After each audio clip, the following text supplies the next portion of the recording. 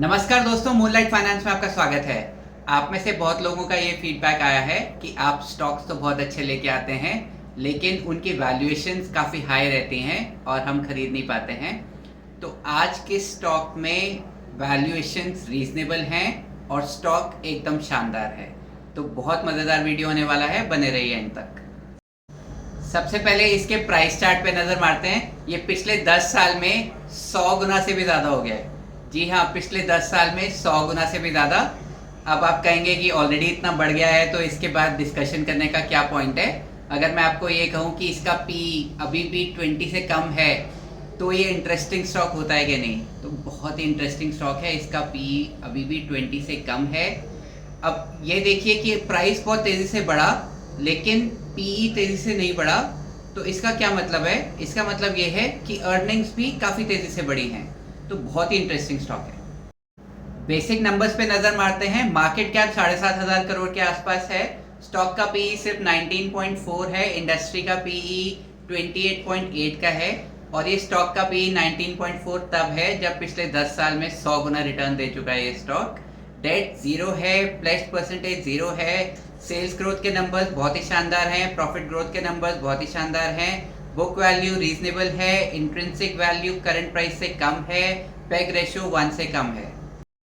एक बार historic PE का chart देख लेते हैं। इसका मीडियन पीई 20 के आसपास रहा है, अभी भी 20 के आसपास ही है। बट जिस तरह की ग्रोथ कंपनी ने दिखाई है, मेरी समझ से इसका पीई 50-60 की रेंज में होना चाहिए और ये बहुत ही सस्ते भाव पे मिल रहा है। मेरे ख्याल ये स्टॉक अंडर वैल्यूड है। एक बार कंपाउंडेड नंबर्स देख लेते हैं। कंपाउंडेड सेल्स ग्रोथ का नंबर पिछले 5 साल का 22% है। कंपाउंडेड प्रॉफिट ग्रोथ का नंबर पिछले 5 साल का 21% का है। स्टॉक प्राइस भी काफ़ी तेज़ी से बढ़ा है। आरओई का नंबर करेंटली 22% का है। अगर हम शेयर होल्डिंग पैटर्न देखें तो प्रमोटर्स की शेयर होल्डिंग 70% से भी ज़्यादा की है। इसका मतलब ये है कि प्रमोटर्स का काफ़ी स्किन इन द गेम है, प्लस प्रमोटर्स का काफ़ी कॉन्फिडेंस है इस बिजनेस में। FIIs का 3% के आसपास है। DIIs की काफ़ी कम है और पब्लिक की शेयर होल्डिंग 26% के आसपास है। और over the period of time अगर आप देखें तो प्रमोटर्स ने अपने स्टेक को बढ़ाया ही है, कम नहीं किया है। ये कंपनी पिछले 10 सालों में 10 गुना हो गई है मोस्ट पैरामीटर्स में। एक बार देखते हैं। टोटल रेवेन्यू 28.5% CAGR से बढ़ा है पिछले 10 सालों में, यानी कि करीब 12.5 गुना हो गया है। FY13 का नंबर देखें तो 124 करोड़ का था रेवेन्यू का। FY23 का नंबर देखें तो 1523 करोड़ का नंबर है। कैश एंड कैश इक्विवेलेंट्स देखें तो 45.95 टाइम्स की ग्रोथ है। अगर आप FY13 का नंबर देखें तो ये सिर्फ 17 करोड़ का था। अगर आप FY23 का नंबर देखें तो ये 772 करोड़ का नंबर है। अगर हम प्रॉफिट आफ्टर टैक्स का नंबर देखें तो 39% CAGR से ग्रो हुआ है पिछले 10 सालों में। 26.93 टाइम्स की ग्रोथ है। अगर आप FY13 का नंबर देखें तो ये सिर्फ 14 करोड़ का था। FY23 का नंबर 377 करोड़ का था। एक बात जो नोट करने वाली है, आप कंसिस्टेंसी देखिए परफॉर्मेंस में। जो ग्रोथ है काफ़ी कंसिस्टेंट है। ऐसा नहीं है कि एक साल में कंपनी ने बहुत अच्छा परफॉर्म किया, दूसरे साल बहुत कम परफॉर्म किया, या सिक्लिकल है या किसी तरह की प्रॉब्लम है। हर तरह के एनवायरनमेंट में, हर तरह की प्रॉब्लम्स में, हर तरह की चैलेंजेस में कंपनी ने कंसिस्टेंटली ग्रोथ को डिलीवर किया है, जो एक बहुत ही स्टैंड आउट एस्पेक्ट है इस कंपनी का। अगर आप कैश फ्लो देखें ऑपरेशन से, वो भी लगातार बढ़ रही है। मार्केट कैप देखें तो FY13 में 94 करोड़ का नंबर था, जो बढ़ते बढ़ते अब 7,500 करोड़ का हो गया है। यूएस में FY13 में कोई प्रेजेंस नहीं थी, अब 14% रेवेन्यू यूएस से आता है। 700 करोड़ का केपेक्स किया है कंपनी ने पिछले 10 सालों में। 2098 की टीम हो गई है FY23 के एंड पे, जो कि सिर्फ 300 थी FY13 के एंड पे।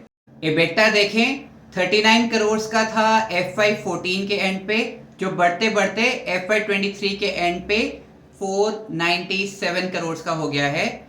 मार्जिन्स काफ़ी कंसिस्टेंट रहे हैं, ग्रो हुए हैं। अगर आप पैट का मार्जिन देखें तो 25% के आसपास है अभी। अगर आप एबिटा मार्जिन देखें तो वो भी कंसिस्टेंट रहा है, 33% का है अभी। अगर आप ग्रॉस मार्जिन देखें वो भी कंसिस्टेंट रहा है, बड़ा ही है और अभी ग्रॉस मार्जिन 55% पे है। आरओसीई और आरओई का नंबर आपको पिछले 10 सालों में थोड़ा घटता हुआ दिखाई देगा। उसका कारण यह है कि कंपनी ने बहुत ज़बरदस्त केपेक्स किया है, उसकी वजह से नंबर ऐसे ग्राफ नीचे की तरफ दिख रहा है, बट अभी स्टेबल नज़र आ रहे हैं। अबाउट 20% ही है आरओसीई और आरओई। इनफैक्ट आरओसीई का नंबर तो 26% के आसपास काफ़ी अच्छा नज़र आ रहा है। ज्योग्राफी वाइज ब्रेकअप देखें तो FY13 तक 124 करोड़ आता था लैटिन अमेरिका और अफ्रीका से। अभी का नंबर देखें तो लैटिन अमेरिका प्लस अफ्रीका का नंबर 1259 करोड़ का है, यूएस का 207 करोड़ का है और टोटल 1467 करोड़ का है। कंपनी को लगातार अवार्ड्स मिलते रहते हैं इसकी स्टैंड आउट कंसिस्टेंट परफॉर्मेंस की वजह से। वैल्यू रिसर्च की तरफ से rated number 1 in India for most consistent profitable growth across last 10 years। Second largest wealth creator of the decade ending 2020, ये इकोनॉमिक टाइम्स की तरफ से। फोर्ब्स एशिया की तरफ से best under a billion award, ये 6 बारी मिल चुका है इनको। फैमिली बिजनेस अवार्ड 2018 में इकोनॉमिक टाइम्स की तरफ से। फोर्ब्स एशिया वाला अवार्ड स्टैंड आउट है, पिछले 10 सालों में 6 बार इस कंपनी ने इस अवार्ड को जीता है। आप में से बहुत सारे लोग गेस कर पाए होंगे हम जिस स्टॉक की बात कर रहे हैं उसका नाम है कैप्लिन पॉइंट लेबोरेटरीज। कंपनी के बारे में बेसिक इंफॉर्मेशन जान लेते हैं। इस्टेब्लिश हुई थी 1990 में। Manufacturing and sourcing of APIs, finished formulations, R&D and clinical research में काम करती है। शुरू किया था इन्होंने ऑइंटमेंट्स, क्रीम्स और कुछ एक्सटर्नल एप्लीकेशन से। कंपनी लिस्ट हुई थी 1994 में। सेटअप किया इन्होंने मैन्युफैक्चरिंग फैसिलिटी पौंडीचेरी में। एक्सपैंड किया अपनी प्रोडक्ट रेंज को, कैपेक्स किया लगातार, फोकस किया लैटिन अमेरिका और अफ्रीका में और लेटली यूएस में। लीडिंग सप्लायर ऑफ फार्मा है ये लैटिन अमेरिका में। ये कंपनी 2014-2015 तक एक कॉन्ट्रैक्ट मैन्युफैक्चरर ही थी, लेकिन अब ये फुल फ्लेज्ड फार्मा कंपनी है। टेक्नोलॉजी और रिसर्च लेड मार्केटिंग कंपनी है। Mix of generics, branded generics, speciality molecules and injectables सारी रेंज में काम करती है।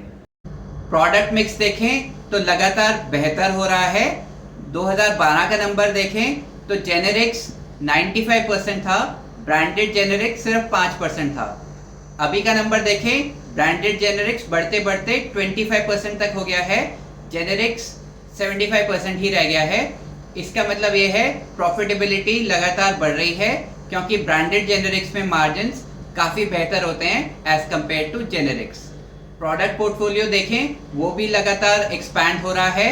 अब tablets, capsules, injectables, ointments, inhalers, sprays etcetera.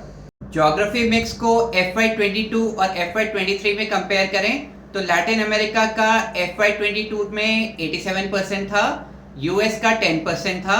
FY23 में यूएस का 14% हो गया है, लैटिन अमेरिका का 83% रह गया है।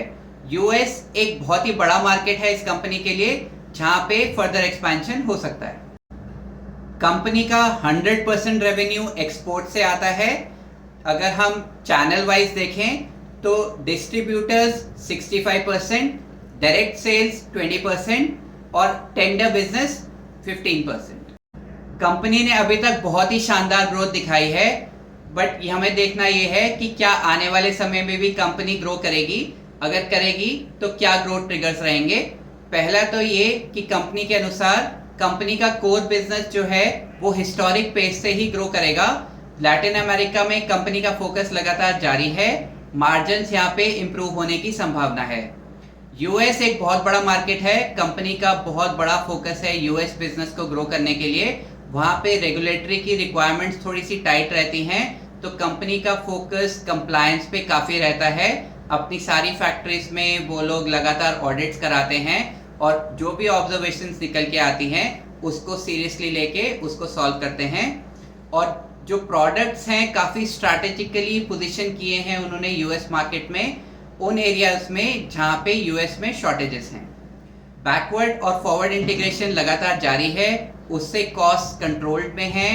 और जो सप्लाई चेन के प्रोसेसेस हैं वो भी लगातार इम्प्रूव होते रहते हैं। जो बैलेंस शीट है काफ़ी स्ट्रांग है, कंपनी के पास कैश है कैपेक्स करने के लिए। कंपनी डेट लेके कैपेक्स करना पसंद नहीं करती है और नए मार्केट्स को भी एक्सप्लोर कर रहे हैं, जैसे कनाडा, ऑस्ट्रेलिया, चाइना और रशिया। कंपनी इन देशों में भी एक्सपैंड करने के लिए तैयारी कर रही है। यूएस की अपॉर्चुनिटी बहुत बड़ी है। Market size of products approved and under approval $670 million का है, बट जो अपॉर्चुनिटी साइज है वो $5 बिलियन प्लस का है। कंपनी रेगुलेटेड मार्केट्स में अपनी प्रेजेंस को बढ़ा रही है, जैसे extended larger markets of Latin America, Russia, China and south east Asia. अगर हम पीयर कंपैरिजन देखें तो इस लिस्ट में जो पीई है वो कैप्लिन पॉइंट का सबसे कम है, लेकिन अगर आप आरओसीई देखें तो कैप्लिन पॉइंट का इनमें से सबसे ज़्यादा है। रिस्क की बात करें, पहला है ज्योग्राफी रिस्क। कंपनी का major percent revenue Latin America से आता है। कंपनी इस पे काम कर रही है। कंपनी यूएस में काफ़ी एग्रेसिवली ग्रो कर रही है। अगर आप रेवेन्यू देखें तो यूएस का 14% ऑलरेडी हो गया है और आने वाले समय में ये और भी बढ़ेगा। कंपनी और भी देशों में अपनी प्रेजेंस को एक्सपैंड कर रही है। रेगुलेटरी रिस्क काफ़ी रहता है यूएस में, जो कि काफ़ी रेगुलेटेड मार्केट है। फार्मा को लेके बहुत ही टाइट रेगुलेशंस हैं, लगातार इंस्पेक्शंस और ऑडिट्स और ऑब्जर्वेशंस आती रहती हैं और कंपनी को इस पे लगातार कंप्लायंट रहने के लिए काम करते रहना पड़ता है। इससे पहले मेरे व्यू पे आए, वीडियो को लाइक कर दीजिए और चैनल में नए हैं तो चैनल को सब्सक्राइब कर दीजिए। आपके लाइक से मोटिवेशन मिलता है। यूट्यूब इसी तरह के इंफॉर्मेशनल वीडियोस और लोगों तक पहुंचाता है और आपको भी इसी तरह के यूजफुल वीडियोस और दिखाता है। हम जो भी डिस्कशन कर रहे हैं सिर्फ एजुकेशनल पर्पसेस के लिए है। अगर आप कोई इन्वेस्टमेंट डिसीजन लेना चाहते हैं, अपने एडवाइजर से कंसल्ट करके अपना ड्यू डिलिजेंस करके ही लीजिएगा। डेटा ड्रिवन कंपनी है, टेक्नोलॉजी में काफ़ी इन्वेस्ट करती है। एनालिटिक्स और रिपोर्ट्स और इनसाइट्स के बाद ही ये अपने स्ट्रैटेजिक डिसीजंस लेती है। एक्सपीरियंस मैनेजमेंट टीम है, काफ़ी फोकस्ड है। जो स्टैंड आउट एस्पेक्ट है इस कंपनी का, इसकी कंसिस्टेंसी इन परफॉर्मेंस है। चाहे कोविड टाइम हो, नॉन कोविड टाइम हो, कंपनी कंसिस्टेंटली एक रेगुलर पाथ पे चल रही है, बहुत ही सॉलिड ग्रो कर रही है। फाइनेंशियल्स बहुत ही स्ट्रांग है, कोई कंप्लेंट्स नहीं है। बिग टिकट कैपेक्स लगातार हो रहा है। कंपनी की कैश पोजीशन, बैलेंस शीट्स बहुत ही शानदार है। पोर्टफोलियो अब काफ़ी बड़ा हो गया है, tablets, capsules, ointments, injections etcetera. Opportunities बहुत बड़ी हैं यूएस में, कंपनी और भी देशों में एक्सपैंड कर रही है। फार्मा सेक्टर में जनरली काफ़ी स्कोप रहता है क्योंकि फेटल डिसीजेस बढ़ रहे हैं, लाइफस्टाइल डिजीजेस बढ़ रहे हैं, पेनिट्रेशन ऑफ हेल्थ इंश्योरेंस बढ़ रही है, डायग्नोस्टिक्स भी बेटर हो रहा है। तो इंडियन फार्मा सेक्टर यहाँ से काफ़ी अच्छे से ग्रो कर सकता है। इंडिया का लो कॉस्ट एडवांटेज भी रहता है, मेजर मैन्युफैक्चरिंग हब है, स्किल्ड रिसोर्सेज हैं और इस कंपनी का 100% रेवेन्यू बाहर से ही आता है। वैल्यूएशंस बहुत ही अट्रैक्टिव हैं, in spite of the fact कि कंपनी ने पिछले 10 सालों में 100 गुना का रिटर्न दिया है, फिर भी पीई 20 से कम है। ये बहुत ही शानदार बात है और इंडस्ट्री का पीई 28 या 29 के आसपास है, तो वैल्यूएशंस बहुत ही रीजनेबल हैं। पिक्चर परफेक्ट स्टॉक नज़र आ रहा है। अगर आप चाहें अपने एडवाइज़र से कंसल्ट करके इसको फर्दर स्टडी कर सकते हैं और इसमें पोजीशन बना सकते हैं। आपका क्या व्यू है कमेंट में लिख के बताइए। Happy investing, see you in the next video.